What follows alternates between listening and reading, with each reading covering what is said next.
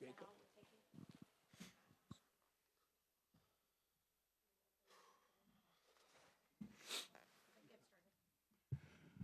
All right, that mic is loud. Huh?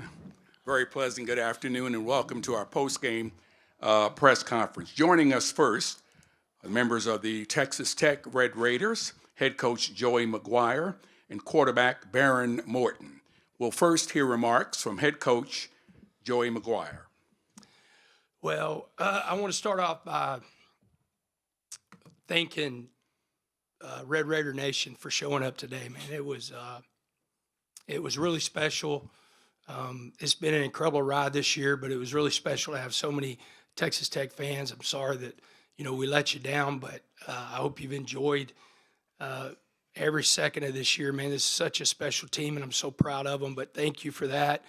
Hats off to Dan Lanning and hats off to the Oregon Ducks. Just an incredible football team, they played at a really high level today, and I'm going to be rooting for them. I told Dan after the game, I hope he wins the whole damn thing, and they're a good football team. And then I also thought, as a lot of people don't say it, and I don't know if I've ever said in a press conference, but I thought the officiating was as good as I've been a part of in college football. And so hats off to the ACC crew today.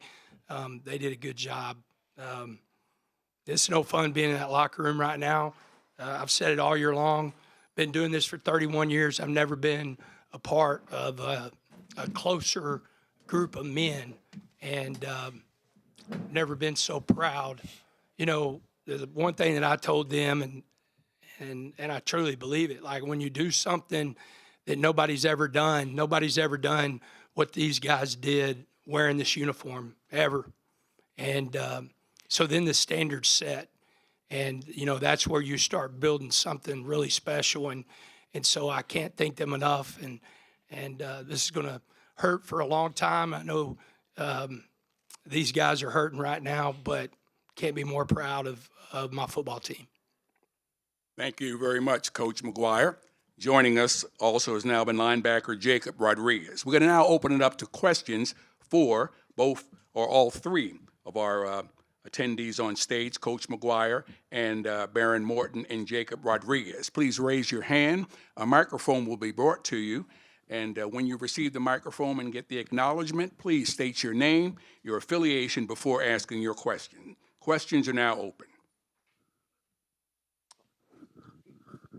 Dan Wolken from Yahoo Sports for Behren. Start of the fourth quarter, obviously a lot of things had gone wrong offensively up to that point, but you do get the opportunity there in the red zone. Can you just describe what you guys were talking about and thinking, kind of at the doorstep of that opportunity, and then what happened on the interception? Yeah, it was, we got a timeout, so we had a play that we wanted to run. I didn't have good eyes. They came out in something that I thought they were in differently. I thought they're in man, throw the corner route. Corner fell off of it, made a great play. I thought we saw a really good defense today, but I thought offensively, it's just not the standard of football that Texas Tech plays. But like Coach said, a lot to be proud of this year, but today was tough. Our next question. Here we are right down front here. We'll get the microphone to you.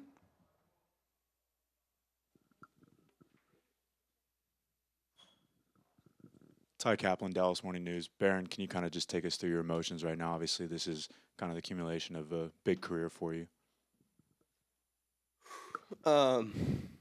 It's tough. I love this university, everything that it stands for.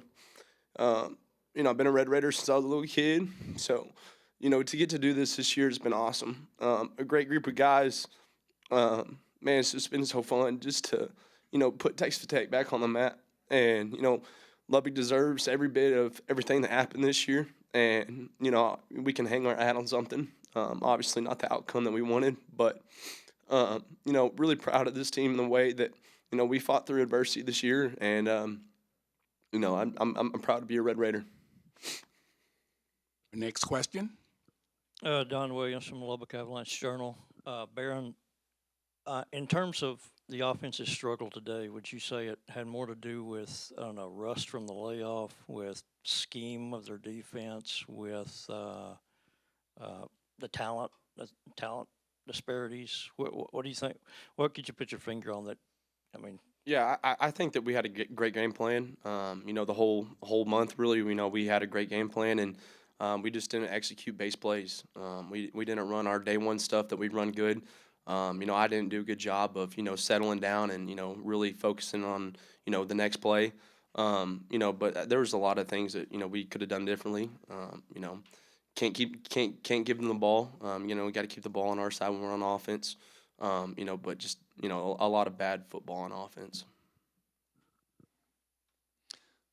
Kevin Sherrington, Dallas Morning News. Joey, the same question to you. What did you feel like it was that and kept y'all from being the kind of offense y'all been all year? Yeah, I mean, you can't turn the ball over. I mean, that's a really good defense. I mean, that's one of the top defenses in the country. We knew that coming in, so I want to give them all the credit, and they did a great job defending us. I thought they did a good job of keeping the ball in front of them, not giving up a lot of big plays. We've been a big play offense, explosive offense, so they kept the ball in front of them. But you can't turn the ball over 4 times. I think that led to 13 points, and then the other part of that was we were not good on second down. I didn't think we were horrible on first down, but on second down we're not efficient at all. So it put us in some really tough third downs, and they played really well on defense. Next question. Do we have a question on the right? Okay. Pete Christie, KCBD in Lubbock. For Jacob, I know you guys are hurting right now, but can you talk about what it's meant to you to be with this group and be a Texas Tech Red Raider? It means everything to me. I know that this changed my life. It's changed my family's life, and it's not just me. It's everybody in that locker room. This double T has touched everybody in a way that this year was so special for us, and today didn't go the way we wanted it to, but I'll always be able to look back on this year and be proud of the people that were around me, and I kind of told them throughout and just a couple minutes ago that they got me for the rest of their life, and I'm not going anywhere, and I'm here for them always, and they got me forever. And so the way this place and this university and this program has changed my life, I'm hoping to be able to do that for every single one of them. And then for Coach McGuire, I know you guys are hurting as well, but first 12-win season, great recruiting class coming in. The future is bright for Red Raider football. Yeah, that it's people have asked me a lot. Have you been able to reflect on this year and everything? And I never do that until it's all said and done. And so the next few days, I'll definitely reflect. I do think that we've set a standard, that we're going to try to live up to. We're losing some really great football players, but you've always got to do something special, do something that the guys like Oregon's about to try to go to, and Miami there's got to be a first, and this is the first group that was able to do that. No Red Raider team before us were able to do what we've accomplished this year, but today it hurt for a long time, but we're going to learn from it, and we're going to keep getting better. On the left, please. Eli Letterman, ESPN. This can be for Joey or Behren or both of you, but there's going to be a lot of conversation around the layoff and teams now being 0-6 after the bye. Defense didn't seem to skip a beat, but was there anything you sensed in the offense today with the struggles that maybe that caught up to, or something in the prep that even 20 minutes off the field you'd like to have done differently? Man, the tough thing is if we use the layoff, then we're going to use an excuse. And we believe in this program, you don't make excuses and you don't let anybody make them for you, And so we've got to do better. If this is going to be what the college football playoffs is, then we got to find a way to be better to win that game. But, I think more than anything, it was a mixture of playing a really good Oregon defense and us not executing at a high level. I think that's whenever you're in these games and you're playing teams that's every bit as good and every bit as talented as you are, and vice versa, then you've got to execute at a high level. And I think that was the biggest thing. Now, I'll piggyback off of Dan, and we'll see what everybody else says. I mean, we're in a world that makes no sense, but that's where we're at, and you got to find a way to be better to win this game. Dan Wolken, Yahoo Sports. Joey, through the course of the season, you guys proved you were the best team in the Big 12, by a pretty significant margin. Today, from your perspective, was it a bad day, or did they present, something from a size speed quotient that maybe the Big 12 hadn't prepared you for? No, I mean, I know stats are a little bit different, but I mean, they were rushing for over 200 yards against Big Ten teams, and they rushed for 64 yards today. And I know some of that was in sacks and snaps and stuff like that, but we still did that. I do think, and Behren would probably say the same thing, I think defensively that was the best defense that we had faced this year.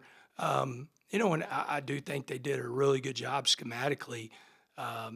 Their defense coordinator, defensive staff did a really good job of giving us some issues. But I go back and, whenever you turn the ball, let's see, we turned the ball over 4 times. If I look at the 4th down conversion, there was really one that was like a competitive game that we didn't get. So that's a 5th turnover. The score was 23-0.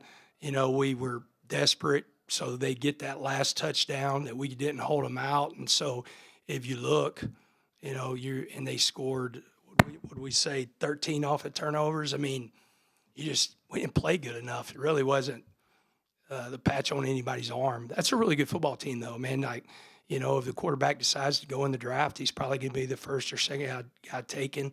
It just comes down to execution, and we didn't execute at a high level. Andrew Goodrich, Texas Tech on SI. David Bailey showed out today, Coach. What did he show NFL scouts today? Well, I think he showed all year long. If I'm sitting there and I'm an NFL team, if I'm not taking a quarterback or a left tackle, if I'm a team that's going to take a defensive player, I don't know what defensive player out there you would take over David Bailey. I mean, I really don't. I've been around some special guys. I got to coach a really special one as a position coach, and then we had Tyree Wilson. I honestly, some of the stuff that he does, I've never seen a guy do at that level. And so, man, if I'm an NFL team, I'm going to take a defensive player. I'm taking him first overall. Next question. Yeah, Brian London from the Believe Podcast Network. Coach, if I told you this morning that their quarterback, who you just said is going to be one of the first picks in the draft, didn't have a touchdown pass, would you take that from your defense? Yeah, we went in at halftime. It was 6-0. We missed a field goal that, we got one of the best kickers in the country, and, he's made some long, critical field goals this year, and we just pushed it to the left. But, if you ever woke up this morning and you'd have told me it's going to be 6-0 at halftime, then I would have taken that too. I knew this was going to be a dogfight. I mean, you really do. I mean, if you look statistically at the two defenses, you've got two of the best defenses in the country, going at each other. And so, yeah, I would have taken the 6-0 at halftime. Next question. Following up on that, considering it was 6-0 at halftime for either Joey or Behren, when you guys went in to regroup and to plan out the second half, was there anything that you wanted to go to just try to get yourself going, or considering it's only a 1-score game at that time, are you still looking to hit with a big play? Yeah, I think we were just trying to, find a good play that we could get in rhythm.